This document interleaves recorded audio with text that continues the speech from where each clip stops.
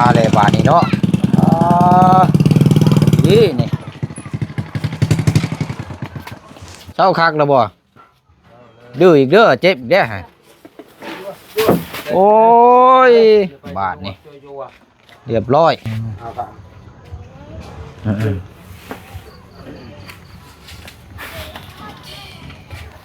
ฟังให้ระวัง โอ้ ทั่ว อายคักบาทนี้เนาะสิล่มแล้วบ่ได้กินแต่หมักทั่วบ่นี้เนาะใช้หมักทั่วยังทั่วให้เนาะ ดู เอา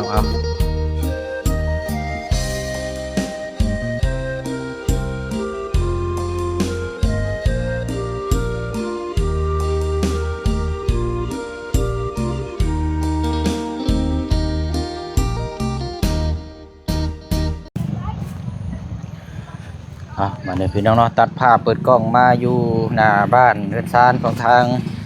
น้องไม้เนาะโอ้มาเลยบาทนี้เนาะนี่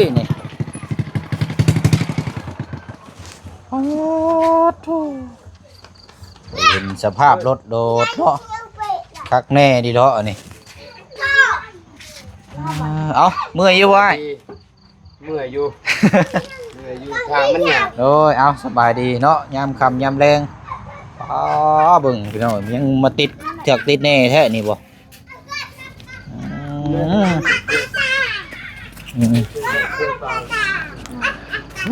ใช้อันทางเอ้ยเจ๊ฉับไปทางไหนล่ะ กำลังอยู่ เอาเราไปรถยังสานั่นนะ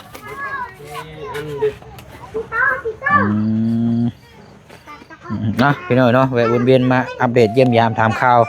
ป้อบางเนี่ยดินย่อยแล้วนะดินตกโค้งแล้วฮะ แม่แตกเลยตามต่อไม้ จำต่อไหม แม่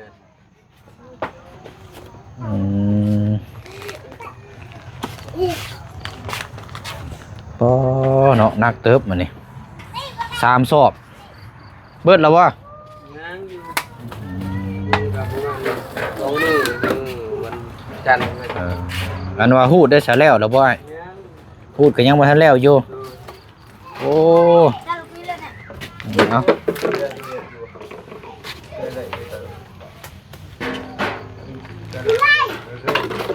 เฮ็ดซอยกันดีโดอันนี้เนาะเอาน้องชุดเฮ็ดเศร้าคักแล้วบ่ดื้ออีกเด้อเจ็บอีกเด้อฮะโอ้ยบาทนี่เรียบร้อย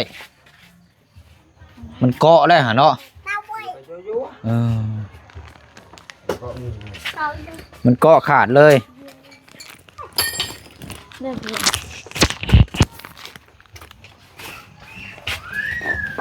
แปลกเยอะแยะเลยก็เบี้ยสุดเลย อยู่ในได้บาทนี่ ดูตัดเถอะเราไอ้กลาง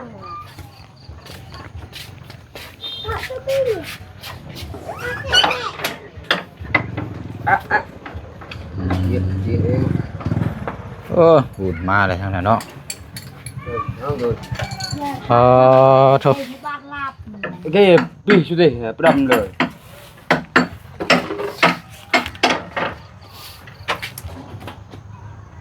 ในได้บาทนี่เอาเข่ายังคือมิดดึกแท้นี่เข่าคนละพันกันบ่กับก่อนหน้าคนละย่างกันบ่ men เอาครับ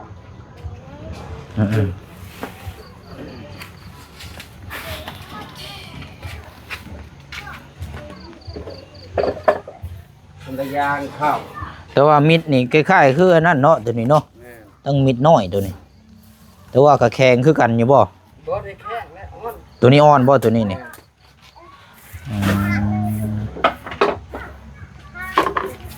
เอากวดเอาเนาะ3 สอบอยู่ให้พุ่นยังจักสอบใช่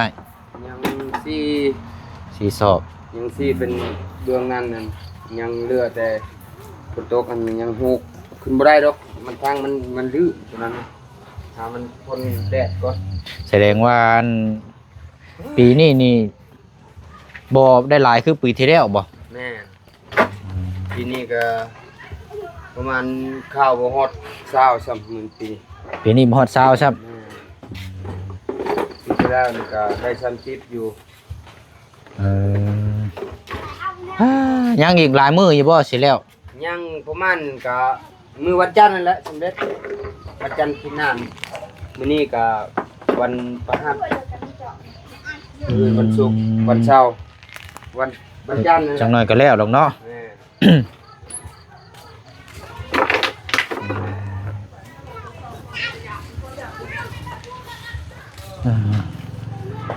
เป็นจังได้ล่ะเมื่อยอยู่บ่ เมื่อยอยู่ ไปแต่เช้าเพิ่นบ่เจ้ากะ โดย อ๋อ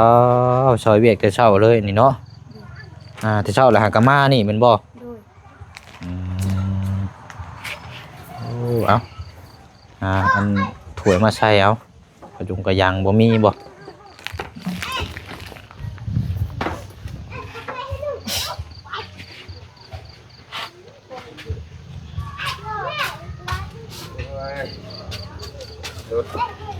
แต่ละคันเนาะบ่ยังบุกเดี่ยแท้นี่บ่มึงลุยคักลุยแน่แท้นี่เนาะโอ้มันรถนี่เอาสบายดีเนาะมาจิ้มมาง่ายอยู่นี่แหล้วบาดนี้เนาะอ๋อเอาขาตั้งขึ้นหลายเอาขาตั้งขากลางขึ้น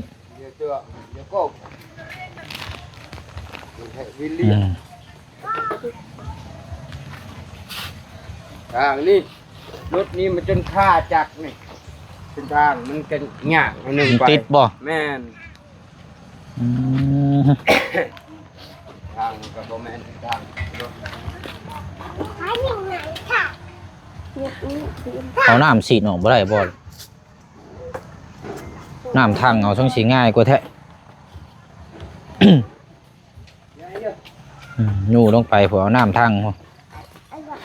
เป็นพวกนูพวกหยังบ่มีบ่อย บ่มีเลยใส่กระ บ่ถึกบ่ ใส่ล่างบ่มีซ้ำ ได้เนาะ แม่นกินอยู่ให้ก็ยังบ่มีแนวกินครับ กินแต่มักทั่ว กินแต่หมักทั่วโอ้ยนี่มีแห้งอยู่บ่กินหมักทั่วหูดเข่า มีอาหารกิน ทำหมักทั่วจำแจวเนาะ เอาไงแล้วเอาในของใส่ตู้เย็น อืม ยังบ่มีครับ คันว่านั่นเห็นแต่ยามนี่แหละใส่กับหนูเนาะ แม่ กับหนูถึกหนูพอได้ คิดว่า กิน สิได้แล้วปิหากระย่าง เออ ได้อยู่ดอกบ่มีซ้ำ เอาละอันนี้ไมค์ก่อนมันได้ยินเสียงเลยช่วงนี้การค้าการขายนี่อยู่ที่ก้อนเนาะ อยู่ก่อน มันใช้เมเจ้าอยู่ใช้ฉัน เขาย่าง เอาเนี่ย ย่างมาบ่ โดย เอาอันเจ้าซ่อนไผสามากินนี่นะ ตอนนอกอยู่ป่า หมอผู้ที่ว่ามาซอยก่อนอาหารบ่ โดย อืม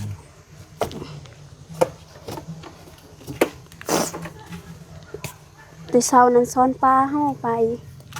จะสอนปลา ซ้อนปลาเฮาแน่ไปว่าเฮา อ๋อซ้อน 3 ปลา คนโดย เออ อืม บ่อน้ำเป็นยังล่ะมาสิเนาะจังสิง่ายกว่าบ่จักน้ำใส่ยางมีอยู่บ่ มี มัด ใส่บ่ได้ มัดใส่ยางใส่ในทางรถนี่ แต่กบ เบิ่ง นี่นะ ลายอะไร เดียว นี่ อืม บ่มาแล้ว ผู้ยู่ลงไปผู้เอาน้ำทางเอารถฮะพุ่งจากจ้าดูได้นี่นะ ไอ้ถอดหายป่ะ เปิดคือต้องเจาะเลย จะรอดอะไรไหนดาวหอยเยอะ ดินเหนียวเนาะ ไอ้ทอแต่กลงไหนขี้นั่นเยอะตันขี้นั่นเยอะ ก็ใส่บ่ได้ไหมปุ๊บ อันพวกวายพวกหยังบ่ได้มีบ่ล่ะ บ่ได้ไปหาสู ไม่ ง ได้ห้าเลยดิ มีแต่หุดเข่า เฮ็ดเวียกเฮ็ดข้าวอย่างเดียวเนาะ โดย เออเอาขนมมาบ่ซื้อจักสิซื้อหยังมาฝากมีแต่ขนมนี่แหละพอได้กินบ่มีแฮงเนี่ยต่อสายยางนะจะยู่รถลงไปพุ่นน้ำมันไหลไปพุ่นมันยังง่าย เฮ้ยยังเฟ้ย นี่là tay cái này lạ chẳng เฟ้ยอัน โอ้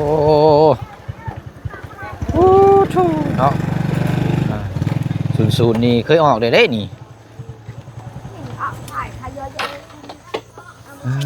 เนาะน้องปลาในน้ำเนาะน้องน้ำนี่เป็นจังไดเนาะใหญ่เบิดแล้วบ่ปิ้งแล้วบ่จักอันโอ้ระวังมันบ่แม่นนะเอาขากลางขึ้นล่ะคำก่อน บ่เร่ง เด้เอา บ่เร่ง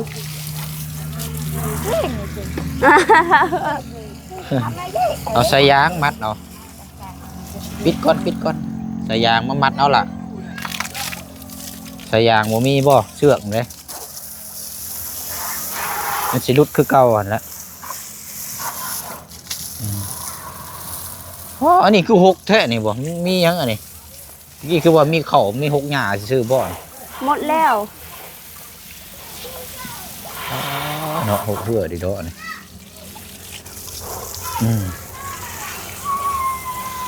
มาเด้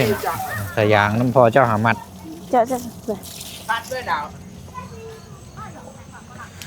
เฮ้ยดอกอยู่เฮือนน่ะทั้งอายะก็หนึ่งข้าวหนึ่งน้ำเนาะ โดย ต่างคนต่างซอยกัน แล้วนี่ก็อาบน้ำบำในกินข้าวกินน้ ไปสะพานให้ระบามักทั่ว ำใช้หมกทั่ว อยู่เฮือน อยู่ตู้เย็นค่ะ อยู่ใส่ตู้เย็น คันว่าเอาผักก็มีแต่ว่าเอาเมื่อเนี่ยก็สิไปตำกินอยู่ห้านทั้งเอ้ยเพิ่นนี่เด้อได้อนี่ มีแต่กินมักทั่ว กินแต่หมกทั่ว โดยบ่มีอาหารกิน นี่มันล่มได้จังหน่อยนี่เนาะเกี่ยวเข่าจังหน่อยล่มครุ่ยบ่แห้งแน่เนาะบ่มีแห้ง บ่ล้มนะ กินมักทั่วก็แซ่บว่ามีเงินสิใช้ละมันก็ดีใจแล้ว เอา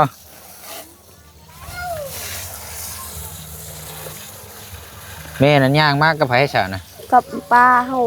โอ้นึกว่าเราย่างมาคนเดียวนะโธ่ไปป้าเราได้โอ้ ว่า เด้ มา แล้วบ่ ไปแต่เช้าว่าได้แม่ได้น้องเฮาพี่ อืม เขา3คนรถใน3ในทางมันยากเขาย่านเขาให้ที่ว่า4คนได้อยู่เขาย่าน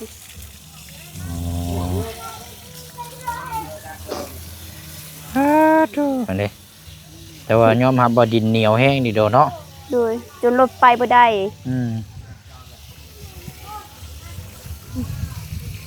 เจ้าก็ยอมรับอยู่ว่าเจ้านี่เก่งอยู่เด้ขับรถนี่เนาะ โอ้ยจนเมื่อยครับ ทางนี่บ่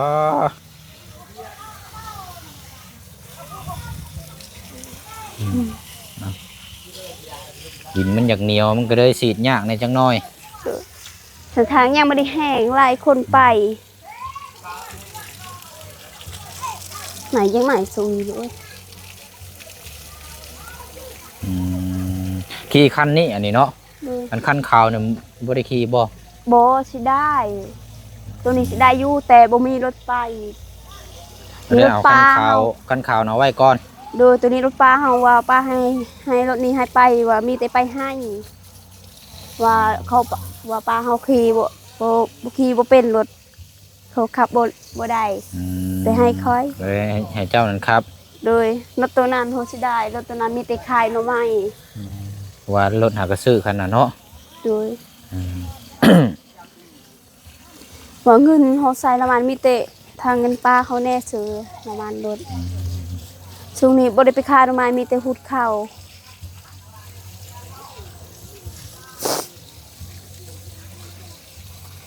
แต่สุกี้สุย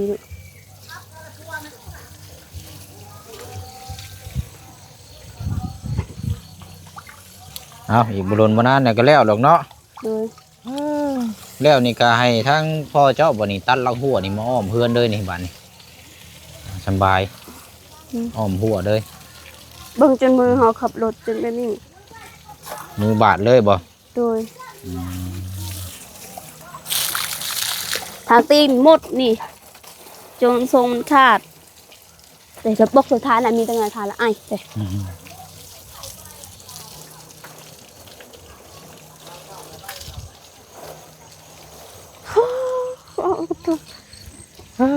เนาะโอ้ปวดนี่เนาะนี่พี่น้องสมว่าค่ำมืดดีรอ ไอ้โว้ย เดี๋ยวเขาเกี่ยวน้ำเนาะช่วงนี้ก็บ่ได้คอยหาอยู่หากิน บ่เฮาซึ่งมีแต่หุดเข่า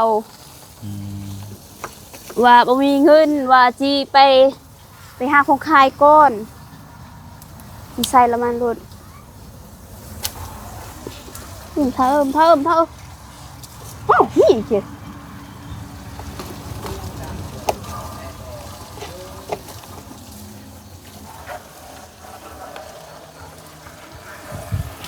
chưa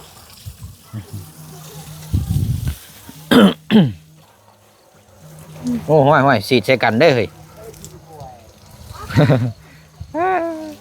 ไปย่างไปพุ่นก่อนก็ได้ล่ะจึงใดเนาะทางไหนสวนพักสวนหญ้างามอยู่บ่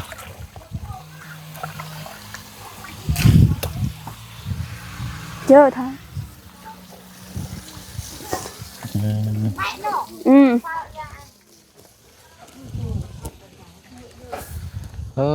เอาสิเมื่อยเนาะแต่ละคนนี่สิล่มแล้วเนาะคันสิเว้ากะเฮ็ดเวียกเมื่อยกินข้าวกับตำบักทั่วโอ้แห้งแล้วเจ้า phải ăn xây rồi sạch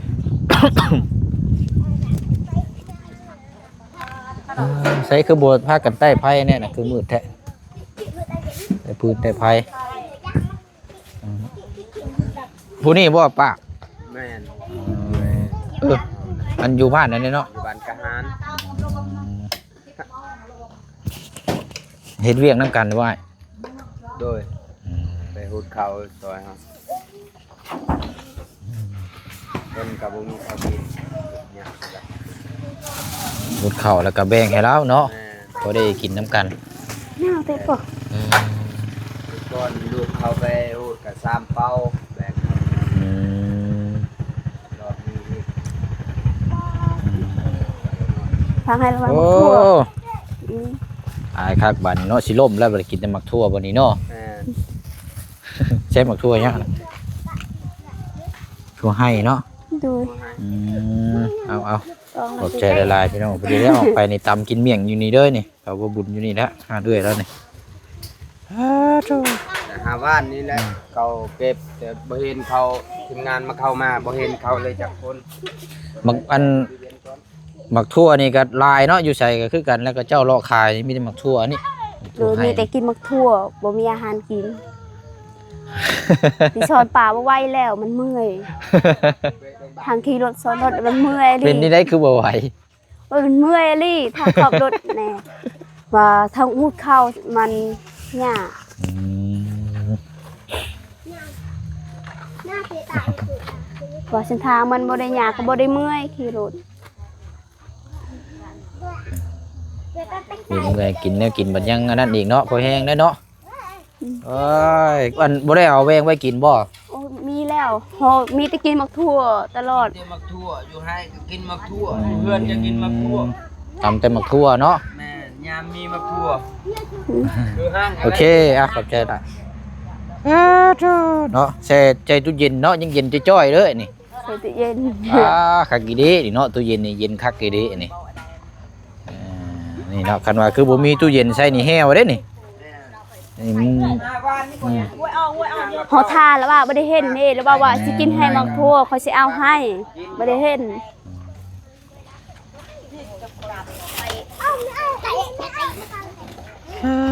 เอานี่ได้บัดนี้เนาะพากันอาบน้ำอาบในบัดนี้เนาะไปอยู่เฮ็ดกินอันได้ยังสิเฮ็ดกินข้าวตอนค่ำตอนแลง จักแล้ แต่เก่ามีครัวเด้แต่เก่าเนาะย่าได้เนาะ แม่นนะยา เราเป็นแม่ครัวแล้วเปลี่ยนแล้วนี่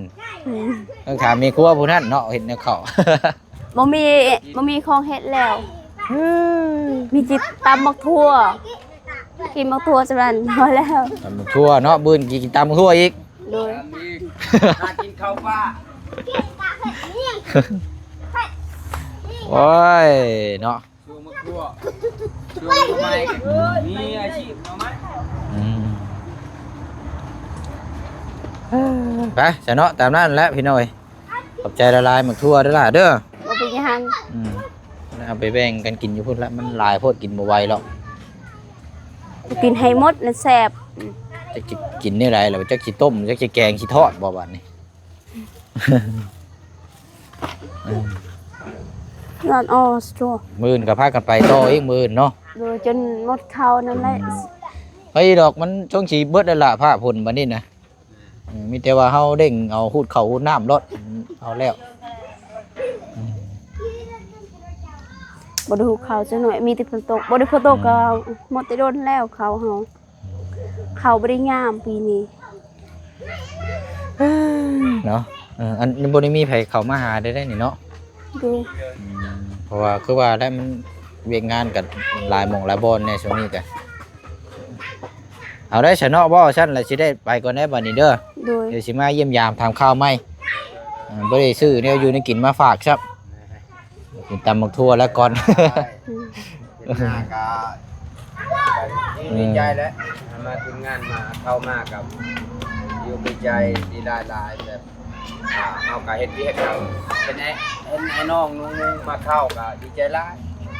นั่นแหละเดี๋ยวมาเยี่ยมยามไหมเพราะว่าเขาจอดรถอยู่ทางพุ่นนะมันคันคือจอดอยู่เทิงพี่ใครแน่ว่าเขาเจ้าว่าตันทางอยู่นี่แล้วนะ ทางตอนช่วงขี้ต้มแบบยัน ก็เลยนั่นในภาพไปแน่เอามีแต่ว่าเขาเดี๋ยวมายึดมาเยี่ยมยามไหมเด้อเด้อโอเคเด้อคนขยันเนาะสู้ๆเนาะทางนั้นกันเนาะไป เนาะเด็กน้อยหลายแล้วเนาะบ่มีขนมมาแจกทั้งน้องๆเพิ่นเตอหึงเลย มันเห็น มากับนิด ไปแล้วเนาะมีโอกาสหน้าจังว่าจังน้ำกันอีกทีนึงสำหรับทางน้องๆหนูๆพี่น้องเนาะไปเนาะมาเยี่ยมมายามมาน้ำกันสำหรับทางน้องไม้พี่น้องเนาะหากันมาแต่หูดเข่าหูดน้ำแก้เข่าแก้น้ำไปเวียกแต่งานแต่เศร้าหากันมานี่เรากับพี่น้องเนาะกินข้าวแต่กับหมักทั่วบ่ฉันเมื่อยสิล่มเลยบ่ฉันเนาะ เอาละกาถ่ายคลิปเด้อพี่น้องเด้อเนาะพอดีว่าพี่น้อง FC ยังของใจอยู่เนาะสำหรับทางเรื่องใบซื้อขายที่ดินสำหรับทางของทางน้องฮังเนาะ